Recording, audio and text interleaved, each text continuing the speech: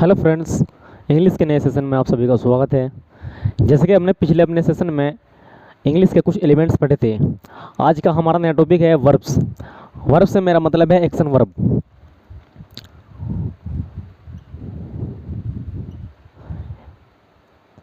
Action verb.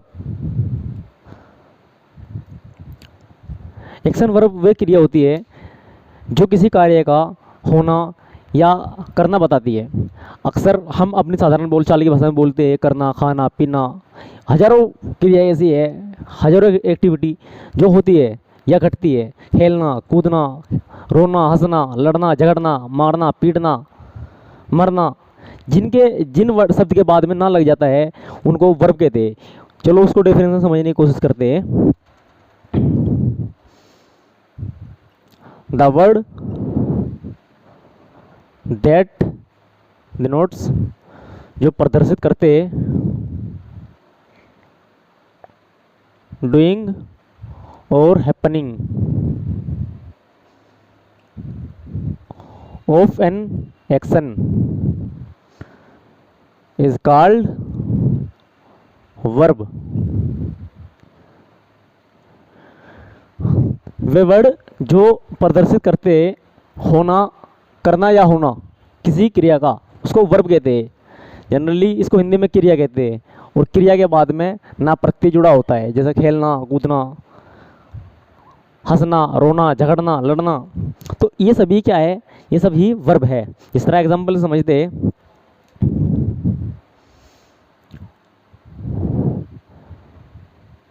The teacher punished him, अध्यापक ने उसे सजा दी। अब ये सजा क्या है? ये वर्ब हुई ना, क्रिया हुई ना, देने की। ठीक है दोस्तों, तो ये क्या है? ये कार्य का होना, करना बता रहा है कि उसने सजा दी। एक सेंटेंस और समझते हैं। इट इज रेनिंग आउटसाइड, बाहर वर्षा हो रही है। तो ये क्या है? ये भी वर्ब है। ये घटना बता रही है। और ये क्या है? वर्ब के साथ जो आती है उसको हेल्पिंग वर्ब बोलते हैं। ठीक है दोस्तों, तो इंग्लिश में वर्ब की 5 फॉर्म होती है। एक फर्स्ट फॉर्म जिसको ग्रामेटिकल लैंग्वेज में प्रेजेंट इंडेफिनिट फॉर्म बोलते हैं। एक सेकंड फॉर्म जिसको आम बोलचाल की भाषा में सेकंड फॉर्म बोलते हैं, वो पास्ट इंडेफिनिट की होती है। एक थर्ड फॉर्म होती है पास्ट पार्टिसिपल। एक आईएनजी फॉर्म होती है, डूइंग, किलिंग, ईटिंग, लाफिंग, ये होती है प्रेजेंट पार्टिसिपल। और एक फिफ्थ फॉर्म होती है जिसमें एस फर्स्ट फॉर्म में एस लग जाता है, लेकिन उसको ग्रामर की किताबों में प्रेजेंट इंडेफिनिट में ही रखा गया है। वो पॉसिबिलिटी पे डिपेंड करती है, अगर ज़रूरत पड़ती है तो लग जाता है एस। चलो अब मैं उनको लिखवा देता हूँ। सबसे पहले हम थोड़े से एग्जांपल देखते हैं वर्ब के। Example of verb. वर्ब के कुछ एग्जांपल है, जैसे कि ईट है, ईट मीन्स खाना। ड्रिंक है, पीना। टेक है, लेना। गो है, जाना। कम है, आना। किल है, मारना। डाई है, मरना। लाफ है, हंसना। और भी काफ़ी वर्ड आप अच्छी तरह से समझते होंगे, आपने ये पढ़ा भी होगा काफ़ी। तो जिस वर्ड के लास्ट में ना प्रत्यय जुड़ जाता है, जो किसी कार्य के करने या होने का बोध कराते हैं, उनको हम वर्ब कहते हैं। तो इनकी हम फॉर्म लिखते हैं। जनरली किताबों में वर्ब की 4 फॉर्म मिलती है, तो मैं वो 4 फॉर्म बताऊंगा आपको।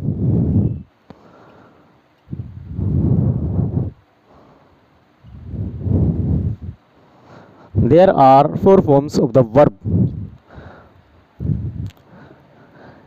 सबसे पहले फॉर्म होती है हमारी present indefinite form. Present indefinite, जिसको साधारण बोलचाल में हम फर्स्ट फॉर्म बोलते हैं। फर्स्ट फॉर्म जैसे ईट है, गो है, जाना। कम है, आना। तो ये होती है फर्स्ट फॉर्म। अब अगली फॉर्म है हमारी सेकंड फॉर्म। जिसको हम ग्रामेटिकल लैंग्वेज में पास्ट इंडेफिनिट फॉर्म बोलते हैं।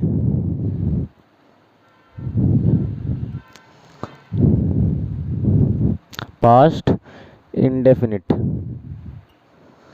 साधारण बोलचाल में से कहते हैं सेकंड फॉर्म। अब जैसे ईट की सेकंड फॉर्म होती है एट, गो की वेंट, कम की केम, ये सेकंड फॉर्म होती है दोस्तों। इसी तरह एक होती है थर्ड फॉर्म, जिसे हम बोलते हैं पास्ट पार्टिसिपल।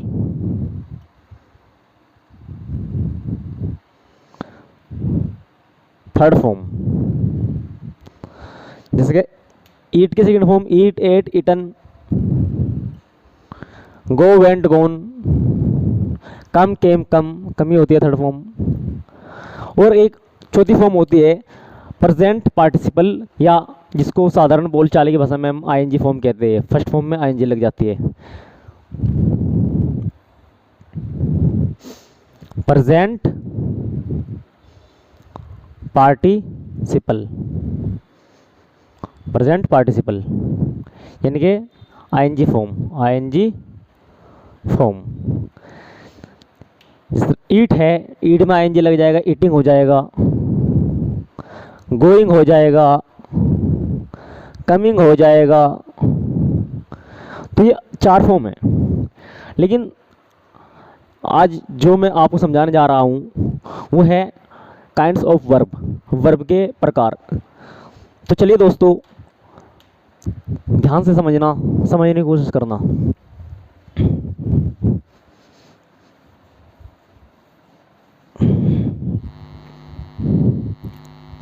तो ट्रांजिटिव वर्ब को अगर हम डिक्शनरी में देखेंगे तो वीटी मिलेगा हमें लिखा हुआ, और इंट्रांजिटिव वर्ब के सामने मिलेगा वी। ठीक है दोस्तों। तो ट्रांजिटिव वर्ब होती क्या है? जिनके साथ में ऑब्जेक्ट आता है। और इंट्रांजिटिव वर्ब वो वर्ब होती है जो ऑब्जेक्ट को रिसीव नहीं करती। चलिए इसको समझने की कोशिश करते हैं। ट्रांजिटिव वर्ब,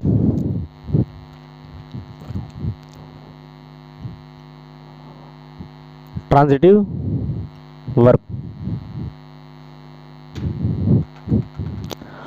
ट्रांजिटिव वर्ब को समझने की कोशिश कीजिए, ध्यान से समझिए।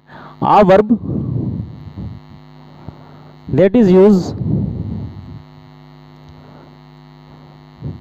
with an object is called transitive verb.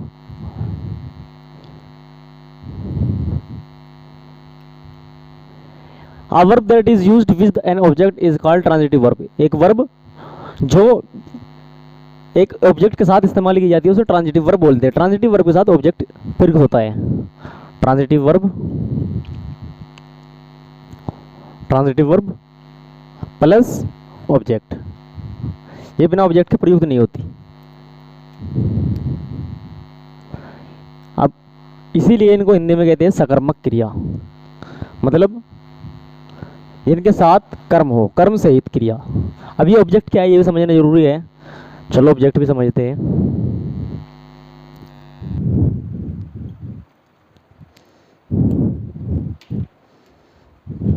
A noun और pronoun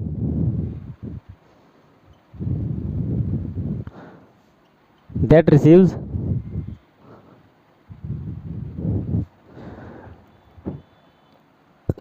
a noun or pronoun that receives an action verb, an action verb is called object. Hindi में समझेंगे। ऑब्जेक्ट किसे कहते हैं? वे नाउन या प्रोनाउन, मतलब ऑब्जेक्ट जो भी होगा वो या तो नाउन होगा या प्रोनाउन होगा।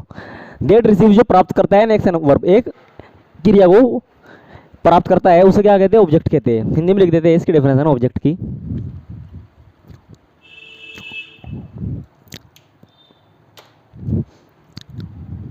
जिस पर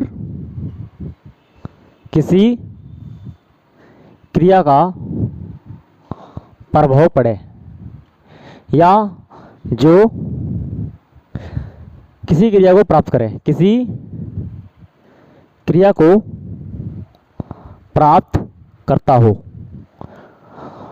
तो तो दोस्तों ट्रांजिटिव वर्ब क्या होती है, जो किसी ऑब्जेक्ट के साथ इस्तेमाल की जाती है, इस्तेमाल होती है, और ऑब्जेक्ट होता क्या है, जिस पर किसी क्रिया का प्रभाव पड़ता है या जो किसी क्रिया को प्राप्त करता है।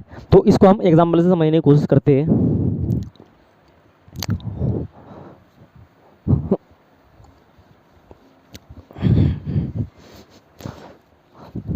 ध्यान से सुनिए।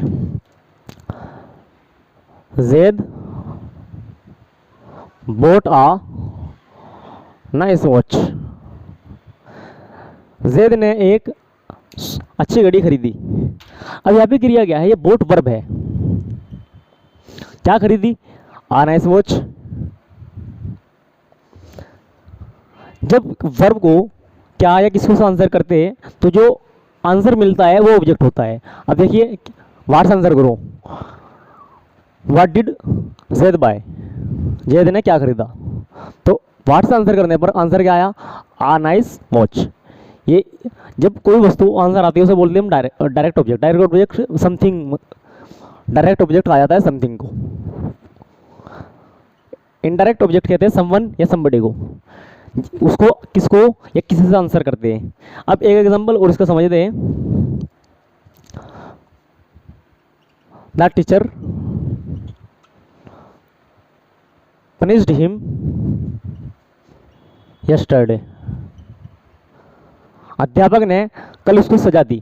अब अपनी सजा देगा तो किसी को तो देगा ना, किसी पर्सन को देगा ना, किसी आदमी को देगा ना सजा, किसी व्यक्ति को।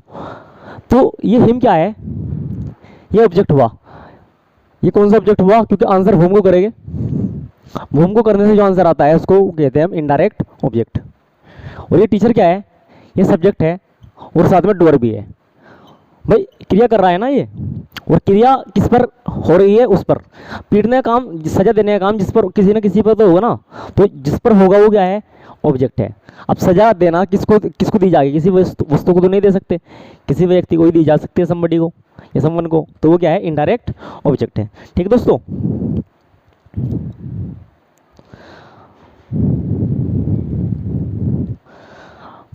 अब जो ट्रांजिटिव वर्ब होती है, ट्रांजिटिव वर्ब, उसका ऑब्जेक्ट दो क्वेश्चन से निकलता है। अगर व्हाट से आंसर करेंगे, व्हाट से क्वेश्चन करेंगे तो जो आंसर आएगा वो क्या होगा, डायरेक्ट ऑब्जेक्ट। और होम से आंसर करेंगे तो जो आंसर आएगा वो होगा इनडायरेक्ट ऑब्जेक्ट। अब क्या व्हाट में होता है क्या, और होम मीन्स किसे या किसको।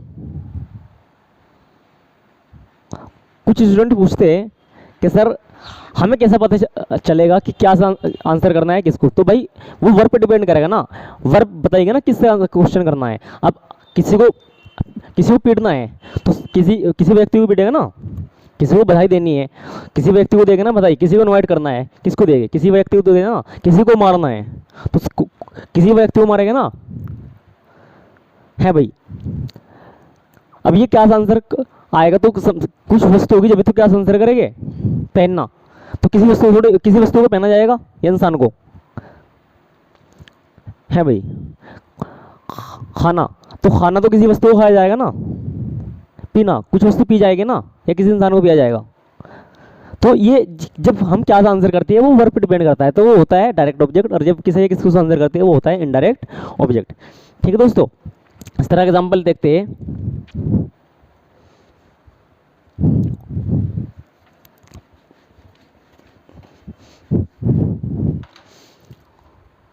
I teach my son English। मैं मेरे बेटे को इंग्लिश पढ़ाता हूँ। अब ये टीच क्या है, ये तो सब्जेक्ट है और डूअर भी है क्योंकि क्रिया कर रहा है, और सब्जेक्ट भी है। ये टीच क्या है, ये वर्ब है, क्रिया। अब क्या पढ़ाता हूँ, तो बाहर से आंसर करोगे तो क्या आएगा, इंग्लिश। किसको पढ़ाता हूँ, होम से आंसर करेंगे तो क्या आएगा, मेरे बेटे को, माय सन। तो ये माय सन क्या है, इनडायरेक्ट ऑब्जेक्ट, और ये क्या है, डायरेक्ट ऑब्जेक्ट। अब ये टीच क्या है, ये टीच दो आंसर दे रही है, डायरेक्ट भी और इनडायरेक्ट भी। तो जिस क्रिया के दो आंसर आते हैं उसको बोलते हैं हम डाई ट्रांजिटिव वर्ब। डाई तो ये दोस्तों ये टीच क्या है, डाई ट्रांजिटिव वर्ब, मतलब ऐसी वर्ब जिसके दो ऑब्जेक्ट होते हैं। जिस तरह एक सेंटेंस ही है, she give me an interesting book, उसने मुझे एक रोचक किताब दी। अब इसमें गिव क्या है, ये वर्ब है। अगर मैं व्हाट्स आंसर करूँ तो क्या आएगा, एन इंटरेस्टिंग बुक, क्या दी, पुस्तक दी। अब देखो मैंने हेड वर्ब तो बुक है, लेकिन इंटरेस्टिंग एडजेक्टिव है बुक का, और एन भी ये क्या है, आर्टिकल है। तो ये दोनों किसके लिए आए हैं, बुक के लिए आए हैं, इसलिए ये पूरा ऑब्जेक्ट हो जाएगा और ये होगा डायरेक्ट ऑब्जेक्ट। अब किसको दी, मुझे दी, ये तो व्हाट्स आंसर कर रहा है। अब आंसर करते हैं किसको दी, whom, तो मुझे दी। अब ये क्या है, ये है इनडायरेक्ट ऑब्जेक्ट। अब गेव के भी तो कितने आंसर आ रहे हैं, दो आंसर, तो गेव भी क्या है, डाई ट्रांजिटिव वर्ब। ठीक है दोस्तों, द्विकर्मक क्रिया। अब और एग्जांपल इससे समझने की हम कोशिश करते हैं। Javed arranged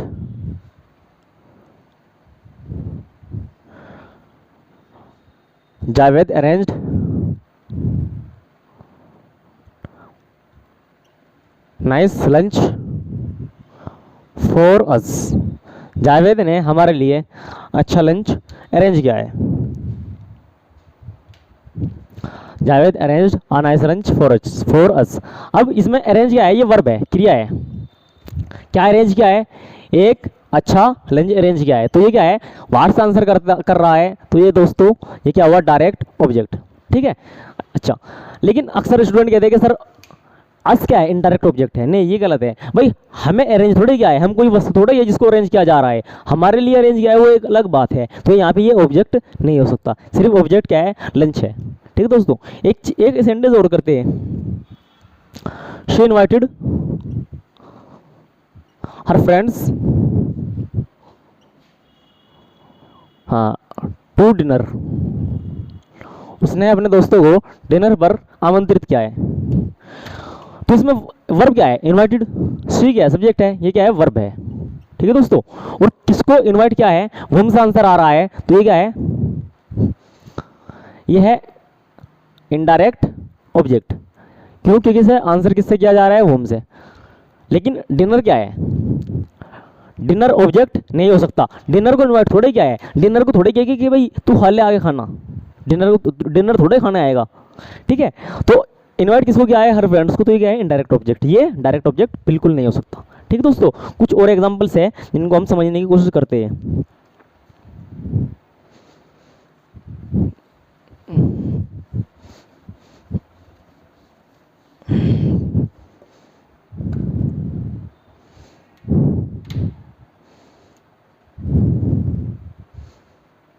I saved the boy from droning. मैंने लड़के को डूबने से बचाया। अब ये सेव क्या है, ये क्रिया है, वर्ब। वुम से आंसर कर रहे हैं, किसको बचाया, लड़के को, तो वुम से आंसर हो रहा है ना, ये किससे, वुम से। तो ये क्या है, इनडायरेक्ट ऑब्जेक्ट। अब ड्रोनिंग को थोड़े बचाया, ड्रोनिंग कोई चीज़ थोड़े जिसको हम बचा रहे हैं, वो तो डूबने से बचाया है कुछ। ये ऑब्जेक्ट नहीं हो सकता। तो ऑब्जेक्ट डिपेंड करता है वर्ब पर, वर्ब की प्रकृति पर। वर्ब ट्रांजिटिव है या इनट्रांजिटिव है, ट्रांजिटिव है तो वर्ब ऑब्जेक्ट आएगा, अन्यथा इनट्रांजिटिव वर्ब ऑब्जेक्ट नहीं, ऑब्जेक्ट के साथ नहीं आती। ठीक है दोस्तों, और फिर क्या है, किसको से जो आंसर आएगा वही ऑब्जेक्ट होगा। जरूरी नहीं है कि वर्ब के बाद जो बचता है वो सब पूरा ऑब्जेक्ट हो। ये मिसकॉन्सेप्ट है, जो हमारी गलत अवधारणाएं बनी हुई है, हमें उनको सबसे पहले दूर करना है, तब जाकर हम अच्छे से सेंटेंस सीख पाएंगे। ठीक है दोस्तों, एक सेंटेंस और करता हूं मैं।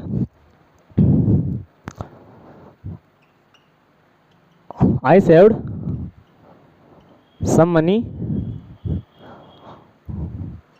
for my old age। मैंने अपने बुढ़ापे के लिए कुछ मनी बचाई है। ये क्या है, ये वर्ब है। अब उसमें आंसर आ रहा है वुम से, किसको बचाया, लड़के को, तो इनडायरेक्ट ऑब्जेक्ट था, क्योंकि हम किसी व्यक्ति को बचा रहे थे, लेकिन यहाँ व्यक्ति को नहीं, कुछ चीज़ बचा रहे हैं। जब कोई चीज़ बचाई जाती है या ऑब्जेक्ट कोई चीज़ होती है हमारी, उसे बोलते हैं हम डायरेक्ट ऑब्जेक्ट। क्या बचाया, वुम से व्हाट्स आंसर आ रहा है, तो वाट से आंसर करने वाले वर्ड होते हैं डायरेक्ट ऑब्जेक्ट। तो सम मनी क्या है? Direct object. ये माई ओल्ड एज ये ऑब्जेक्ट नहीं है, अपने बुढ़ापे को थोड़ा बचाया है मैंने, ठीक है दोस्तों, अपने बुढ़ापे के लिए कुछ धन बचाया है। तो जो बचाया है वो क्या है? हमारा धन वस्तु है, वो डायरेक्ट ऑब्जेक्ट है। तो प्यारे बच्चों कुछ एग्जाम्पल्स अब मैं लिखवा रहा हूँ तुम्हें, हाँ कुछ एग्जाम्पल लिखवा रहा हूँ इसके ट्रांजिटिव वर्ब के। Some examples of transitive verb मतलब वीटी, ट्रांजिटिव वर्ब के कुछ एग्जाम्पल। ट्रांजिटिव वर्ब जिस तरह ईट, ईट मीन्स खाना, भाई कुछ चीज़ होगी तभी तो खाई जाएगी ना, सामने कोई चीज़ होगी। बाय, सेल, सेल मीन्स बेचना, बाय मीन्स खरीदना, थ्रो, थ्रो मीन्स फेंकना, कोई चीज़ कोई किसी चीज़ को फेंका जाएगा ना। स्टील मीन्स चुराना, सामने कोई चीज़ होगी तभी तो चुराई जाएगी ना, है भाई। टेक मीन्स लेना, गिव मीन्स देना, ठीक है भाई।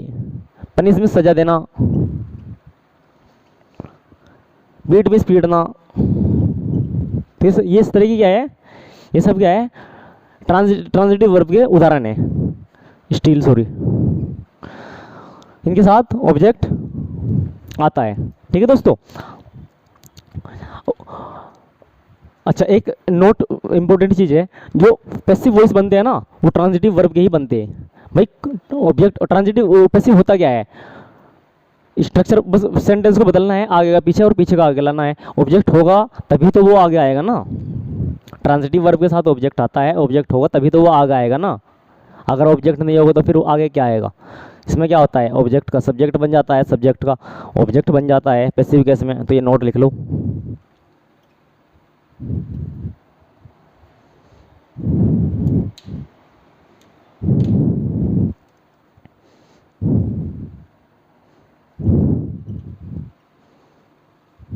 Passive of transitive verb is possible. Transitive verb का ही पैसिव संभव है, ठीक है। तो ट्रांजिटिव वर्ब के बाद दोस्तों अब हम पढ़ेंगे इंट्रांजिटिव वर्ब यानी कि एकर्मक क्रिया। A verb that is used without an object, without an object, बिना ऑब्जेक्ट के यूज होते हैं, उनको क्या कहते हैं हम? Intransitive verb. हिंदी में बोलते हैं हम एकर्मक क्रिया, जिनके साथ कोई कर्म ऑब्जेक्ट नहीं आता।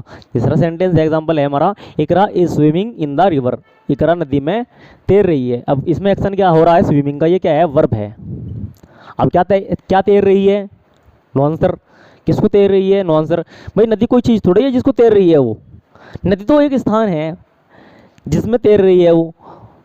ये तो कहाँ का आंसर दे रहा है? कहाँ तैर रही है? तो कहाँ या कब का आंसर देने वाले या कैसे का आंसर देने वाले जो वर्ड होते हैं उनको हम एडवर्ब बोलते हैं। तो ये क्या है? Adverb phrase. अच्छा फ्रेज बोलते हैं जब दो या दो से ज़्यादा वर्ड मिलकर एक फ्रेज बनाते हैं, उसको बोलते हैं हम एडवर्ब फ्रेज ऑफ प्लेस, स्थान सूचक वर्ड, ठीक है दोस्तों। तो ये ऑब्जेक्ट नहीं हो सकता, ये ऑब्जेक्ट हमारा डिपेंड करता है वर्ब की प्रकृति पर। वर्ब ट्रांजिटिव है या इंट्रांजिटिव। ट्रांजिटिव वर्ब के साथ ऑब्जेक्ट आता है जनरली, हम पहले तुम्हें बता चुके हैं, इसमें ऑब्जेक्ट नहीं आएगा। जिस तरह का एग्जांपल है, Rihan is sleeping in his room. अब आप बताओगे रिहान अपने कमरे में सो रहा है, क्रिया क्या हुई है? सोने की। रिहान सब्जेक्ट है, ठीक है, डूअर भी है, और ये क्या है? ये वर्ब है। अब इससे वर्ब से क्वेश्चन करो, क्या सो रहा है? No answer. किसको सो रहा है? No answer. ये आंसर जो है ना इन हिज रूम कहाँ से आएगा? कहाँ सो रहा है? तो कहाँ से आंसर आने वाले क्या होते हैं? ये भी क्या है? एडवर्ब फ्रेज ऑफ प्लेस, ठीक है दोस्तों। एक एग्जांपल और देखते हैं हम। एक सेंटेंस है, समझने की कोशिश कीजिए, ध्यान दीजिए। सी वेंट टू जयपुर, वह जयपुर गई है। अब जाने का काम किसने किया? उसने। लेकिन जो ये वेंट है गो की फॉर्म है, सेकंड फॉर्म है गो की, गो एक कर्मक क्रिया होती है, ये इंट्रांजिटिव वर्ब है। वर्ब तो है ये इंट्रांजिटिव। भाई कहाँ गई है? जयपुर गई है, तो कहाँ को आंसर कर रहा है? ये है एडवर्ब ऑफ प्लेस। ये जयपुर क्या है? Adverb of place. जयपुर क्या है भाई? एडवर्ब ऑफ प्लेस, स्थान का बोध करा रहा है। जयपुर कोई चीज़ थोड़ी है जिसको जाया गया है। ठीक है। ये जयपुर जो है इस ना तो क्रिया से ने प्राप्त की और ना ही इस पर क्रिया को कोई प्रभाव पड़ा है। ठीक है दोस्तों, अब इस एक सेंटेंस और देखिए, देखिए इससे और समझ में आ जाएगा।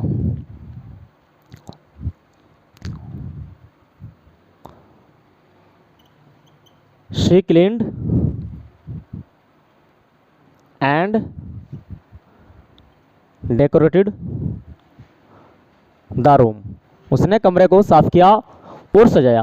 अब इसमें ये भी वर्ब है क्लीन और ये भी वर्ब है डेकोरेटेड। अच्छा, इससे आंसर कीजिए, क्या सजाया, सॉरी क्या साफ किया, रूम, वाट से आंसर करो। और क्या सजाया, तो भी आंसर क्या आएगा, रूम ही आएगा। तो दोनों आंसर वाट से आ रहा है, वाट से आ रहे हैं, दोनों आंसर वाट से आ रहे हैं। क्या सजाया, रूम, और क्या साफ किया, रूम। तो रूम क्या है, ये डायरेक्ट ऑब्जेक्ट है, डायरेक्ट ऑब्जेक्ट। अब ये दोनों क्या है, ये वर्ब है। अब मैं इंट्रांसिटिव वर्ब के आपको कुछ एग्जांपल समझाता हूँ।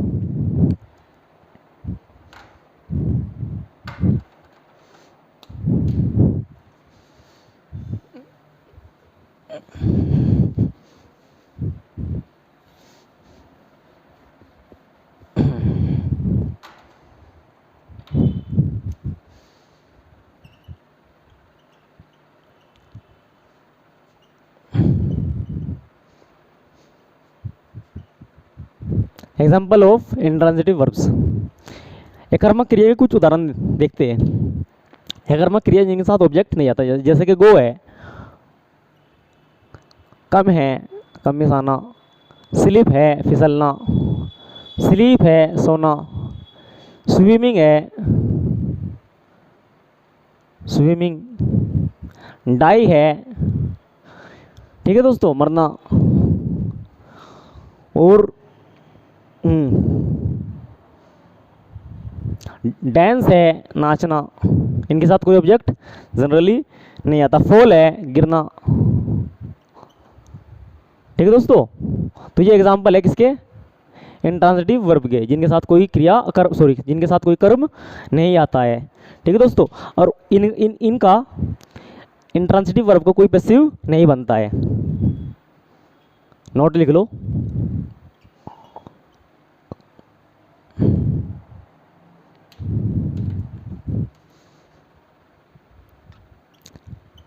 इंट्रांसिटिव वर्ब की पैसिव नहीं बनती है, इनका कोई पैसिव नहीं बनता। भाई पैसिव में होता क्या है, ऑब्जेक्ट का सब्जेक्ट बन जाता है, सब्जेक्ट का ऑब्जेक्ट बन जाता है, और इसमें ऑब्जेक्ट नहीं होगा तो फिर पैसिव किसका बनेगा। ठीक है दोस्तों,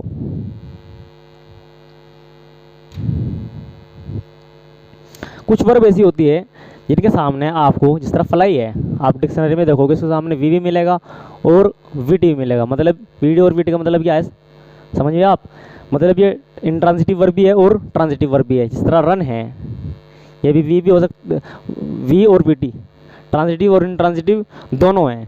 ठीक है दोस्तों, ओपन है,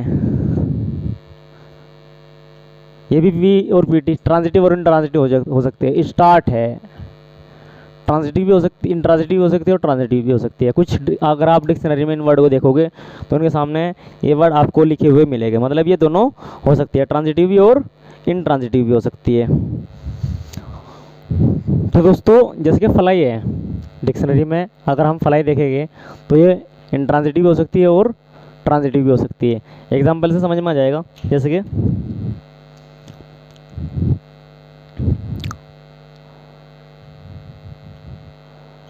Noman is flying the kite, Noman पतंग उड़ा रहा है। अब ये वर्ब क्या है, मैन वर्ब, ये हेल्पिंग वर्ब है। अब क्या उड़ा रहा है, वाट से आंसर करो।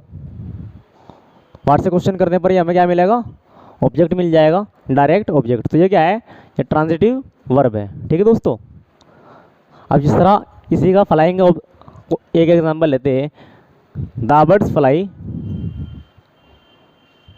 Over the hill. The birds, ऐसे कर लो, the birds is flying over the hills. The birds is flying over the hills, पक्षी पहाड़ी के ऊपर से उड़ रहे हैं।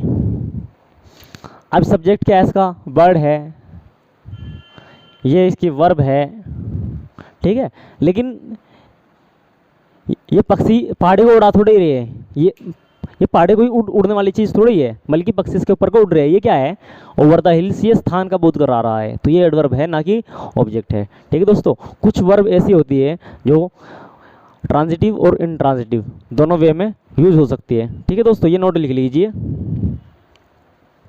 नोट करके लिख लीजिए।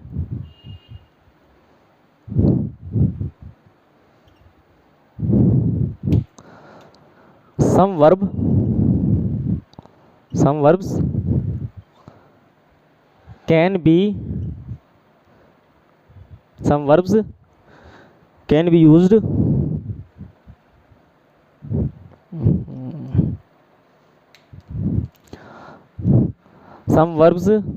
can be used both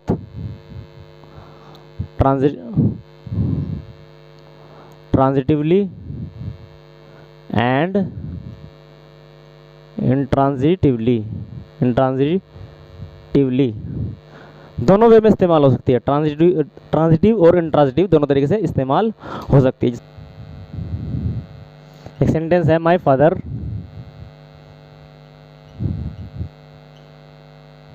runs fast, मेरे पिताजी तेज दौड़ते हैं। अब इसमें वर्ब क्या है, रन है, ठीक है। क्या दौड़ते हैं, किसको दौड़ते हैं, कोई आंसर नहीं है। ये फास्ट, ये दौड़ने का मैनर बता रहा है, कैसे दौड़ते हैं, तेज दौड़ते हैं। तो जो वर्ड क्रिया का मैनर बताते हैं, कार्य करने का ढंग बताते हैं, उसको हम एडवर्ब बोलते हैं दोस्तों। ये क्या है, एडवर्ब है ना कि ऑब्जेक्ट। अब अगर एक और सेंटेंस है, my father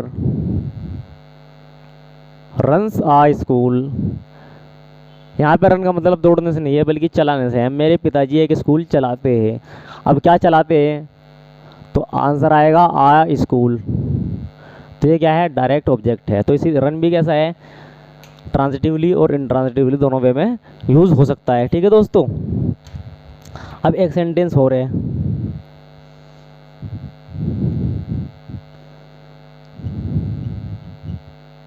he laughed at me, उसने मेरी मजाक उड़ाई। लाफ्ड एट, ये एक पूरी वर्ब है। जब किसी वर्ब के साथ में प्रीपोजिशन जुड़ जाती है तो उसकी मीनिंग चेंज हो जाता है। यहाँ पे इसका मतलब है मजाक उड़ाना। उसने मेरा मजाक उड़ाया, ठीक है दोस्तों, मजाक उड़ाना, ठीक है दोस्तों। अब ये किसका मजाक उड़ाया, या किस पर हंसा, किसको हंसा, मुझ पर हंसा। तो ये क्या है, ये इनडायरेक्ट ऑब्जेक्ट है और ये ट्रांजिटिव वर्ब है। लेकिन इसका एक एग्जांपल अगर दूसरा है, ही इज लाफिंग अलाउड, वह जोरों से हंस रहा है। ये वर्ब है, लेकिन ये क्या है, यहाँ पे इंट्रांजिटिव वर्ब है, क्योंकि ये क्या है, कैसे हंस रहा है, जोर से। ये कार्य करने का ढंग बता रहा है, मैनर बता रहा है, तो यह है